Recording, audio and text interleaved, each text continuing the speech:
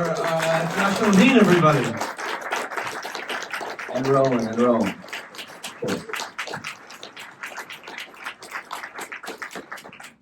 My name is Will Menaker, and I'll be moderating this discussion with Yasha. And I guess I want to begin with you talk a little bit in the film about your experience coming to America and settling in San Francisco after living in the Soviet Union. And as a Californian, do you remember the first time you encountered the Central Valley or drove through it, and what your impressions were? I don't think I could probably remember the first time I did it, but I just there were probably when we drove to LA, it was like 1990, like 1991 maybe or 1992. We went to Disneyland and Hollywood Studios. I just remember just like a desert essentially. I mean, I was like 10 or 11, so I was very small, so I don't think, it really dawned on me, but, so yeah, but I just remember just desert, which is not quite true. I mean, I think my real memories of like the system, like the water system, we'd go once in a while on 4th of July, to Lake Shasta, which is this big, it's not a lake, it's like a reservoir, it sits behind a huge dam, and so I do remember.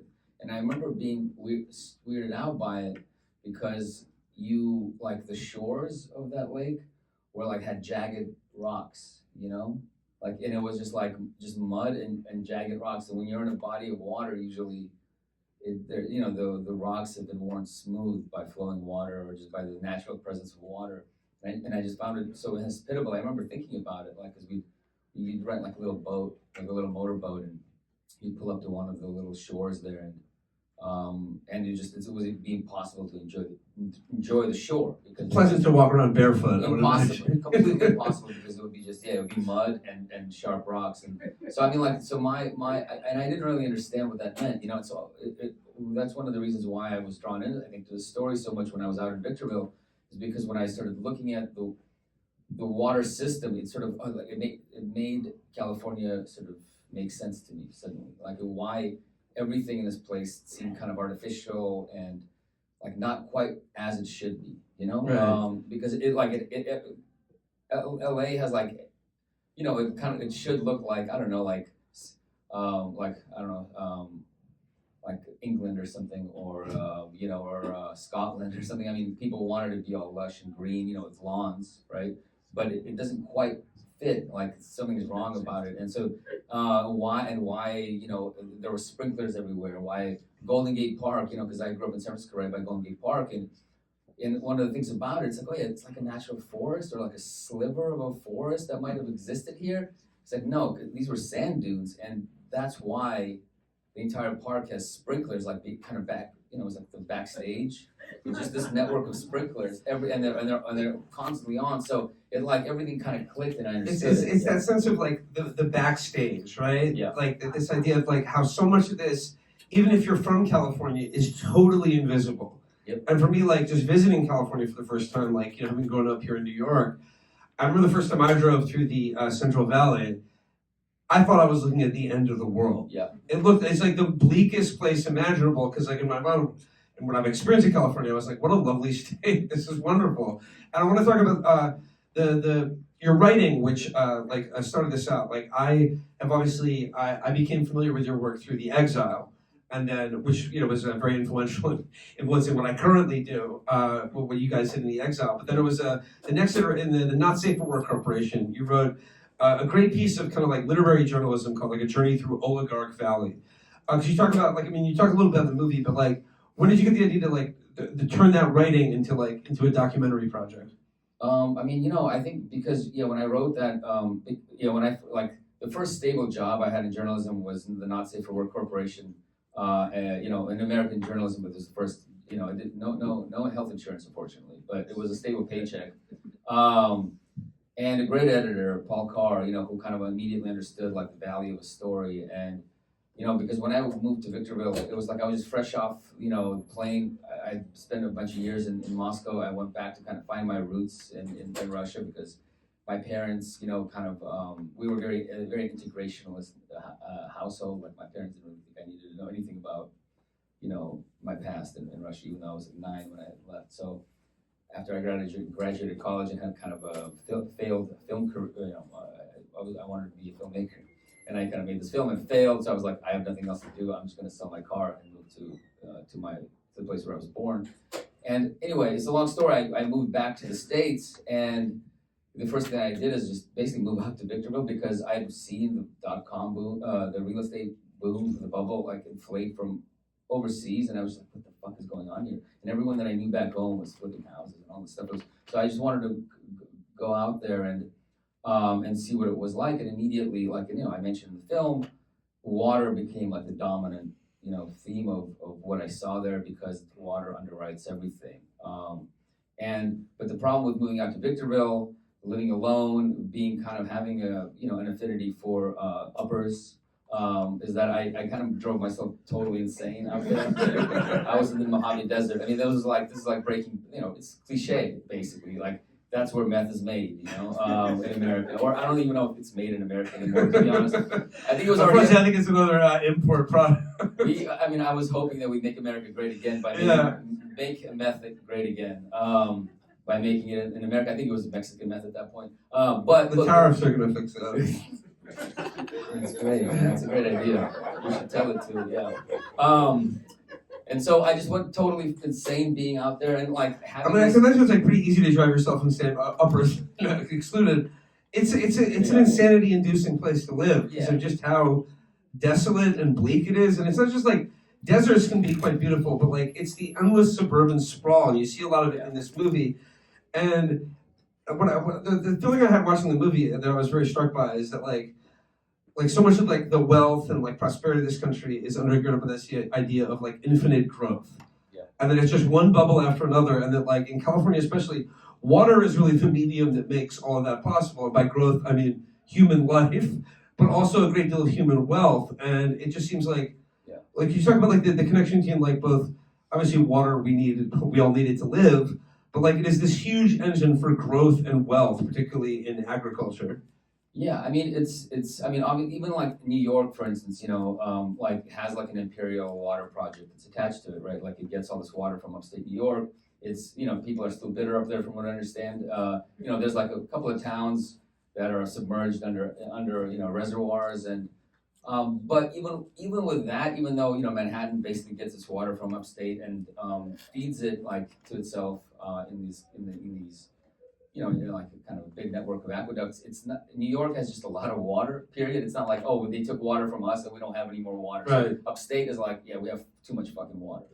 It's not an issue. In California, it's different. I mean, because water is so it's scarce. I mean, and it's never where you want to build anything. And so it's very central to that. And because like, I mean, in a way, like California is modern America because New York is like, still has elements of this older America, almost like, colonial America, pre-industrial America, like pre-car America, and California and LA in particular, and Victorville, these are very like contemporary American societies. And so they're all of it is built like on speculation.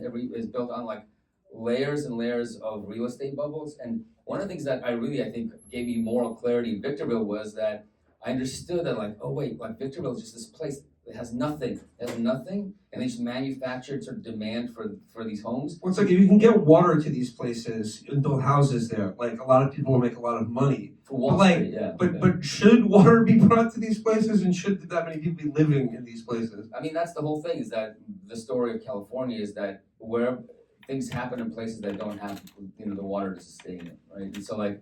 And it doesn't really matter because it really is about like speculation, and it's about real estate speculation fundamentally. And so a place like Los Angeles started out like a Victorville. I mean, the first boom in LA was so egregious, was so fucking like people who were sold so much on like the dream of Los Angeles. They'd be like, the fruit were supposed to be as big as a house that were growing there. People were like sold. There's like a whole like the railroad and the real estate interests. And the transatlantic ships that would bring people from Europe to New York, they were all in cahoots. You can get a full, like you can buy like in basically like Lithuania or something, like a ticket that would get you from Lithuania to Los Angeles, like every step of the way included, and even you like get a piece of property. Although, but you'd arrive in LA and you'd find out that you bought like a piece of property like on a steep cliff. You know, it's not worth anything, and so they sold that. You know, they oversold that city so much that actually after the first boom that kind of created it, people actually left. Like its population shrank, but it didn't matter because enough of those like successive bubbles occurred over time that it like congealed into a real civilization, you know. And then of course, you know, Hollywood came there, and so to me, like what kind of made me go insane and also gave me moral clarity in Victorville was like I was like, oh, this is how it works. It's like a reef, you know. It's like a reef built on like fraud and like real estate bubbles, and then but ultimately it can become something kind of beautiful, you know, and have like attract all these like pretty fish and things like that, and there's like life there. But ultimately it begins with this slow deposits, one after the other of fraud, and to the point like Victorville, it's booming, like that's the whole thing. It's insane, but like it's actually growing again. It's been like I was convinced, oh no, it's gonna fucking disappear. It's going to be gone, but no, it's a growing suburb because it's so expensive. Los Angeles is so expensive, and people are always on the lookout for cheap housing, and so it's way out. It's like the frontier. So that is what I understood it. Hopefully, I heard a lot of the Great Barrier Reef is coming back as well. Yeah. So while we're killing the reefs, we're building another kind of reef. Another concept you talk about in the film is sort of like it is one that's brought up often in the context of Hollywood and science fiction films. The idea of terraforming, which is like a theoretical concept about how we can turn a planet like Mars into some place that could theoretically have an atmosphere of fresh water and be sustainable to human life. Yeah. You talk about like how the state of California really is a terraforming project, but unlike one that will eventually make something habitable for human life, it is sort of turning California into Mars. Yes. At the same time. It's and I think that's what They Live is such a great Los Angeles, California movie. John Carpenter film They Live, and so that's the premise essentially. They're heating up the planet. It's like a pre-global warming. And it's these free market aliens, free enterprise aliens. Yuppie aliens. That want to do free enterprise, and it's exactly like that. And we're terraforming a sort of a natural environment to make it like hospitable to this kind of industrial capitalism, and that's the only thing that is sort of going to be allowed to thrive in this new terraformed environment. But even it is like only for a short period of time, because at some point it's going to be terraformed to the point where nothing will grow there, and so there's like this feedback loop that it's causing, obviously, with global warming and generally making the planet inhospitable and making these ecosystems inhospitable. In Los Angeles, I don't know, like you probably know people like that who are, people who have made it in Hollywood, who have thought would have never left, because they just they're living the dream. But there's like this exodus out of Los Angeles because it is. Well, it's like Malibu's burning to the ground. Like Malibu's on fire twice every year. Yeah. Pacific Palisades is just totally a crisp. But so there are people who are. It is. You can already see it happening. The environment is becoming less and less livable, and yet like the extraction keeps happening. And when you do go out to these places, the film sort of does justice to the environment, to the landscape. But the landscape really is like it is a fully terraformed landscape. Everything there is like every chunk of land there is like bulldozed. Every river, every creek is redirected. Every aquifer is tapped. And every even the point where there are no natural life cycles that happen there. Like if you go to these fields, these there's a lot of greenery in there, right? You can see how well spaced they are. They're almost kind of make you fuck with your eyes when you do the drone shot, because they're too perfectly in symmetry. But there is no life there beyond that kind of tree. There are no insects. There are no rodents. There's fucking nothing. There are no birds there because they kill them all because they are competing for the same resources, and the birds will eat the nuts.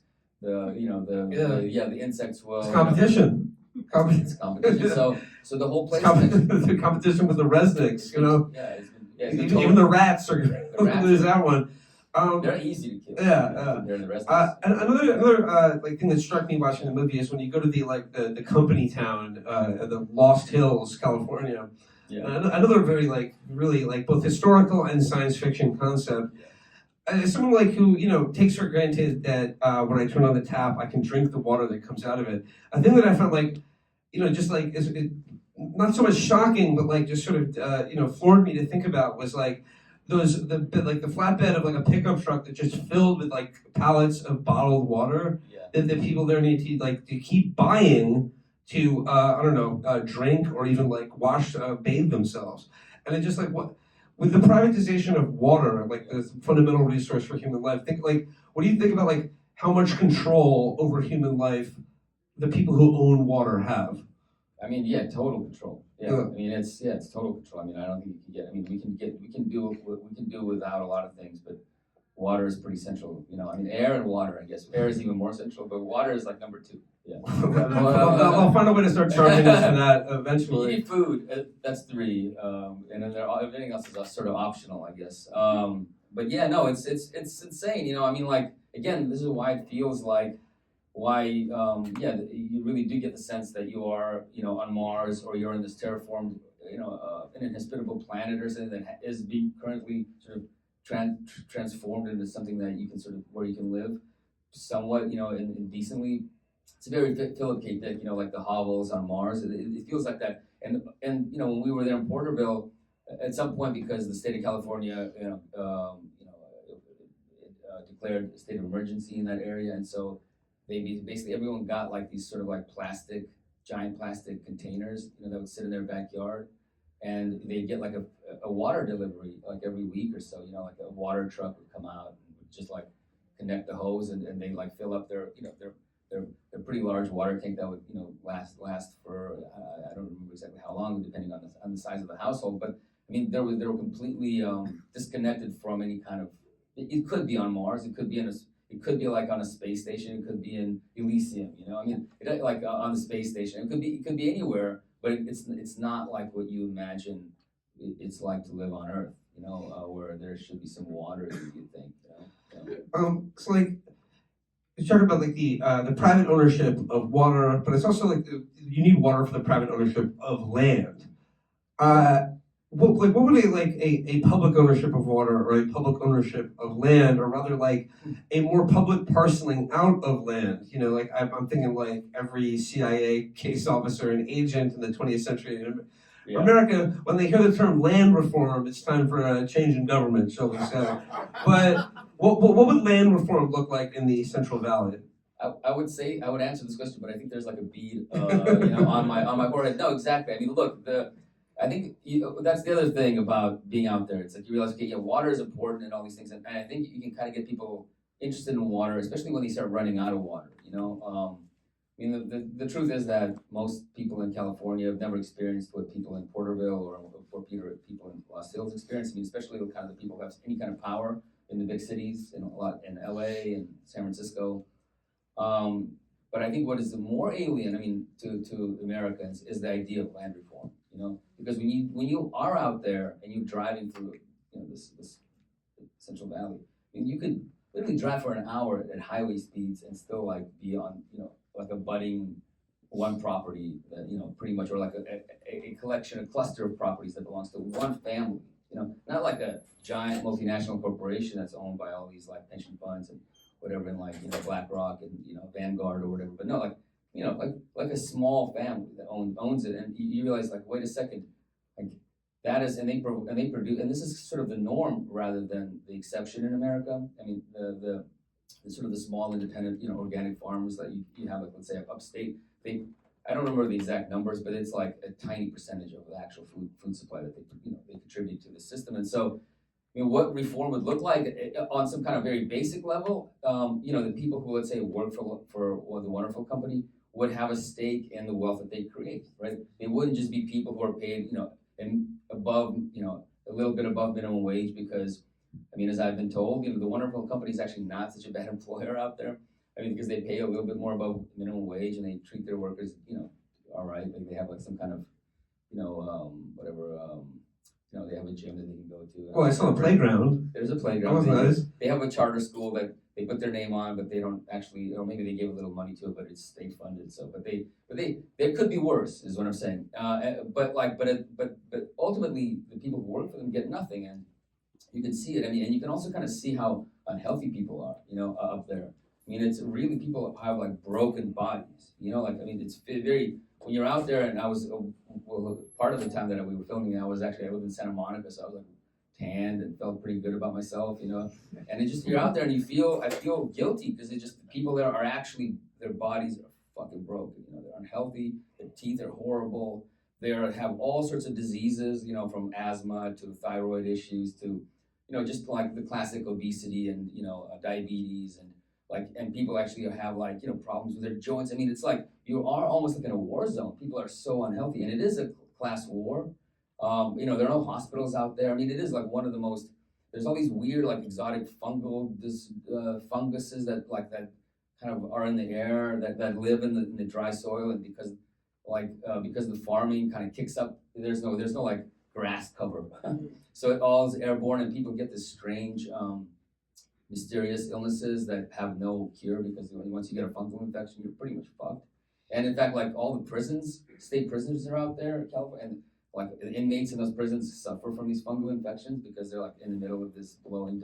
So you just are out there and it's like, fuck, this is just, I mean, it is like, I don't know, like the Hollywood version of that is like, you're like in Total Recall or something, you're in the Mars colony and they control everything, but people there were like hotter, even though they're like mutants, even that's like sexier somehow, but because it's really fucking depressing and yeah. So to answer your question, I mean, the most basic thing is that people would have a share in the wealth that they produce. Over the course of filming this, documentary, I think the Resnick said like it's very hard to like say exactly how much they're worth because it's a private company, but they at least like tripled or quadrupled their wealth in that period, and like nothing has changed in the Lost Hills. People are still the way that they are, and yeah. So I think like some kind of egalitarian or equitable distribution of wealth that is produced, at least, and that doesn't actually answer the other kind of like secondary questions of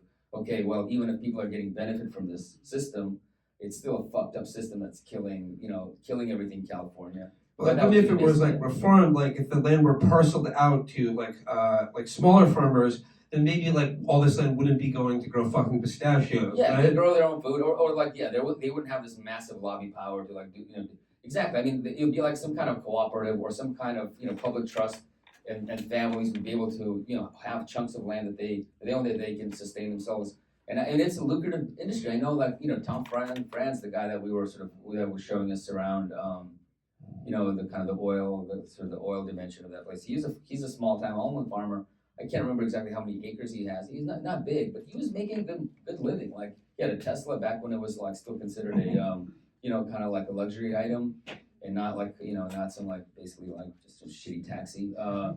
But so he was making good living, and so there is even just a small farm provides essentially like not even a middle class income, like a sort of a lower upper class income. So I mean, and it makes sense, the amount of wealth that the amount of wealth that the residents are extracting from their junk. So that would be the minimum, but even that is like you never hear talk in America about land reform. Land reform is like something for those people down south, like for those third world countries that have real problems, it just isn't even like on people's radar as something that's important. But like this country is like the land, the monopolization in terms of like productive land in this country is fucking out of control, and there should be like a revolution, but there isn't one because we have Twitter. We haven't run out of water yet.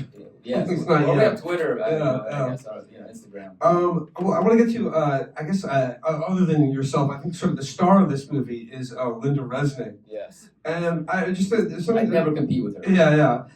And I love, like, I think like her, like what you show for in her public statements here, I think is like so indicative of like a certain kind of like of American culture and capitalism, where this is a person who privately owns all of the water in California, talking about how important it is for her to give back. It's like, gee, thanks. She's giving back now though, because they just put their Aspen house on sale. And it's the most expensive house I think in the history of America. So it's $300 million. Just in case you're interested, that's giving back to the. She's literally giving it back, to whoever can pay $300 million. Like, what do you make of like I said, like this need not just to like become like a multi-billionaire and like through the private ownership of all the water in California, but then the need to like give back and like do better and like you can't take it with you when you die, like. And like just I don't know, like the phony need for like American capitalism to have this like philanthropic aspect to it. I mean, it's like sort of this Ariana Huffington liberalism or something. You remember her? Like, yeah. I mean, they're friends. They're like neighbors, basically. I don't know. It's this very strange. I mean, in a way, like the kind of the right, is like kind of like Elon Musk or someone like doesn't even try, doesn't even like pay lip service to that. And there's something more honest about it. This just. I think this maybe very soon this will be seen as so. I mean, I don't know, like so just ridiculous to say that. I mean, it already seems ridiculous to us, right? Like I think the philanthropic model, that goes back to kind of the robber barons who built some libraries in the city to like whitewash their image. I think it's collapsing completely, and no one really buys this shit anymore.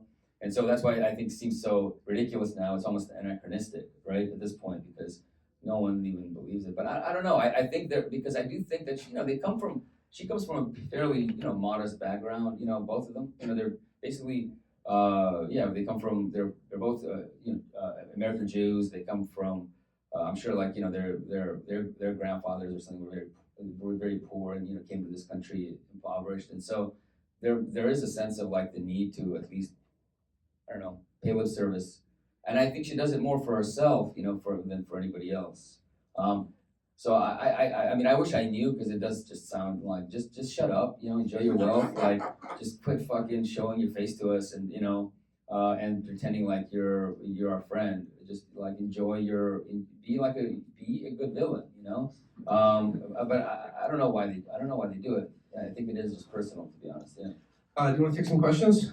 Yeah, of course. I love that more than anything, actually. Any questions from the audience? You right here. Oh, we have a microphone. An audience microphone. Wonderful. Thank you. Yeah, I think it's on. Hi. So I was raised in New York, in Brooklyn, but I came here when I was 7, and I think that when you come here a little bit older, you never forget your childhood. Yeah, for sure. Yeah, so you kind of look at things objectively in your new land, right? So last weekend I was in Iowa, and I'm a city girl, New York City, and I won't say why I was in Iowa, but I was just there for the weekend. And I was driving 3.5 hours to get to my destination, and me and my companion both said, we're driving through all these farms, and there's nothing to fucking eat in this place. We were starving because the food was so bad. Yeah. And you don't see a bird, you don't see an insect, nothing. And I came to see this movie because I'm interested in capitalism and agriculture. And when the Chinese decided that they weren't going to, and I think that those two are not generally in the United States taken seriously, put together, but it's serious business, agriculture and capitalism.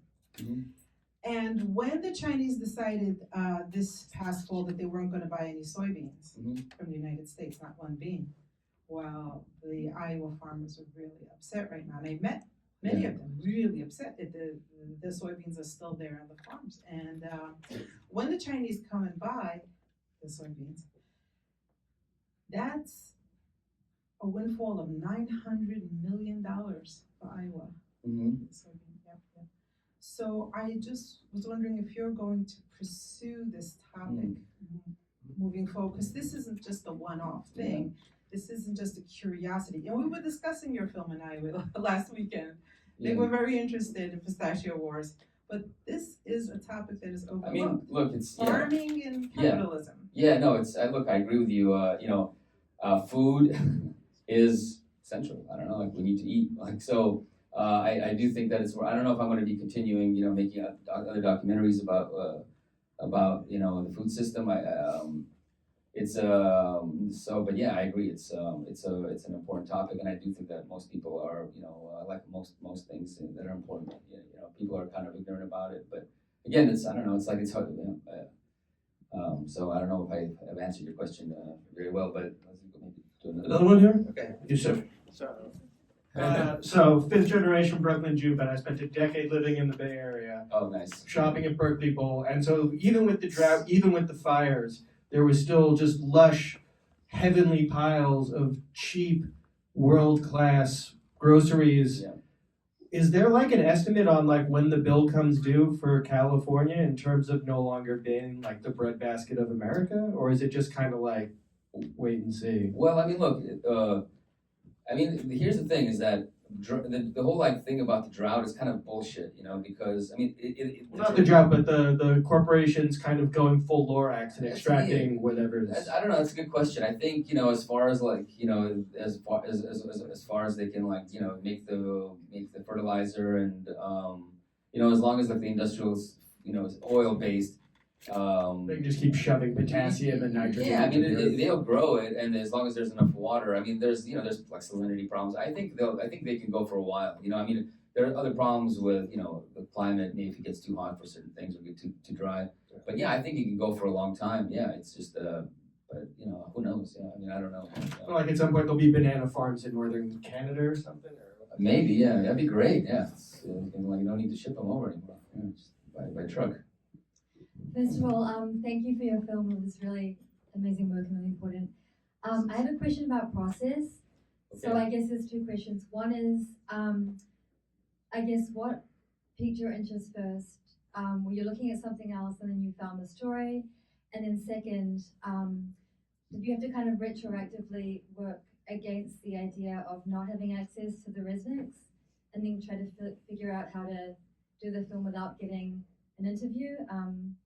Yeah, so those two questions, thank you. I mean, I think, I'm pretty honest in the film, that's basically how I got interested in it. I was in Victorville.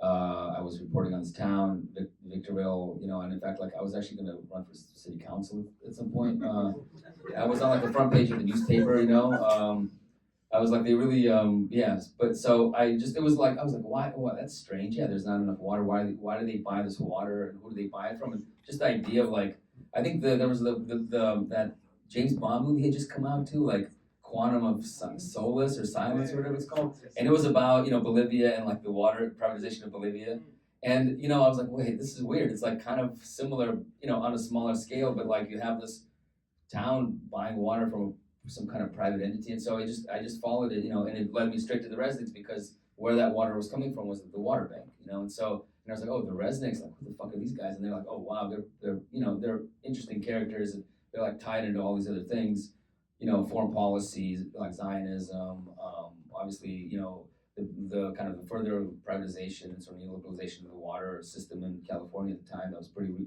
it was the 2000s, and they did it in the 90s, so it's fairly new still, and there wasn't really a lot of reporting on it or even knowledge of it. So it was like fairly organic, and then.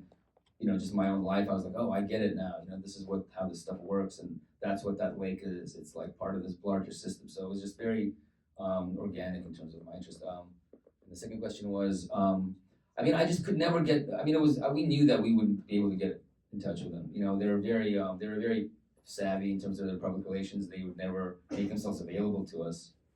And so it was just we just imagined that it would be built in from the very beginning. Obviously, we tried to get access to them, but it was just we never thought we'd have like a breakthrough unless it was like some a random sighting or something. Yeah, so it wasn't like some kind of master plan to kind of in terms of editing it or something like that. Yeah. Are we have time for one more? I think so. Yeah. Another question. Okay. Yeah. Hi there. Are you still living in New York? Yeah, I live in New York. Yeah. Okay. Well, I'm from Dutchess County, where you lived. Yeah. I investigated years ago IBM and toxic waste dumping in the entire Mid Hudson region. Yeah. And speaking of the water, New York water and everything outside that Catskill watershed, there's a lot of toxic waste dumping. IBM and companies would truck it into Dutchess County. There's like 80 toxic waste dumps, like more more toxic waste dumps than most counties combined Yeah. elsewhere in New York.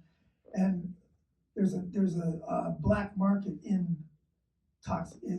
chemicals that are like toluene and perchloroethylene and things like that. The waste products from chip making are collected by the mob Yeah. and mixed in with heavy oil and with all the asphalt and the building projects in New York City and everywhere else. No, it's pretty gnarly. Yeah. Buried under every school and sports stadium, and they, like, it's a huge. The mob made more money off of this stuff. Yeah. Than they made off of prostitution and gambling and drugs and everything. Waste management, man, it's a great business. Yeah. You know, I mean, I mean, one of the largest, I think, garbage companies in America is called Waste Management. Waste management. And I think like Rumsfeld or someone was like connected to it, at some point. Oh yeah. Yeah, because and I mean, look, we didn't. A lot of things didn't make it into the film, but one of the other things that's fascinating me about the Central Valley or the Kern County. So when we talked about like, it being kind of the repository of things that no one else wants. There's prisons, there's garbage dumps, there's oil, all stuff. But then there's also like actual shit, like human shit. So like Los Angeles trucks tons of human shit that's from a sewage system to Kern County, and like it actually bought up, it made its own farm in Kern County. It's called Green Acres. All right, you can't make this shit up, And there's like an arch. It's almost like and you go into Auschwitz or something. It's like Green Acres, and they'll be like a convoy of trucks filled with Los Angeles feces, dumping it there and like saying, we're just making like fertilizer, like It's organic farming. It's organic fertilizer. I mean, some of it's sold as organic fertilizer in like Home Depot or whatever. And then Kern County even like because usually doesn't really give a shit about any of this. But like it tried to pass its own law saying, hey, no, you can't actually dump out of county feces in our county, It's fairly reasonable, We have our own feces, and I can't remember who the governor was. I think it might have been Schwarzenegger, or no, I don't think it wasn't Newsom. I think it was or the legislature of California passed a law that said no, you can't. Like counties can't stop, other counties from like dumping. It's like in interstate commerce or intrastate commerce, whatever. Like so, like they were forced to by and I'm sure a lot of things like happen like and then there's near that place there's like an actual dump that's for actual like biohazardous waste and things like that nearby, and so all that stuff and if you actually look at like if you there's a great book that was written by these guys in the 90s. It's called like Toxic Sludge is Good for You. They actually look at like and they market it as like it's not like feces. It's biosolids, man. It's fucking biosolids. Like that shit's so natural. You wouldn't want some biosolids in your little tomato garden. Like it's organic. It comes out of organic. But then when you actually look at it, what it's made out of, people are just consume some horrible things like. All the pharmaceutical, consumption, all the drugs. There's like people will, pour down the drain all sorts of, oil. There's like radioactive waste somehow gets in there. Like who has radioactive materials that they're pouring down the drain into, LA? Probably some, so all that stuff gets concentrated, into this sort of like dried out, like just sort of feces dumps, and then so that all percolates into the aquifers, over time, and so I mean it's like but it's like what do you do with this with actual shit that we produce? I mean no one thinks about it. I actually don't know what happens to all the shit that's produced here in Manhattan. It's a lot, every day. Like where does it go? Do you know?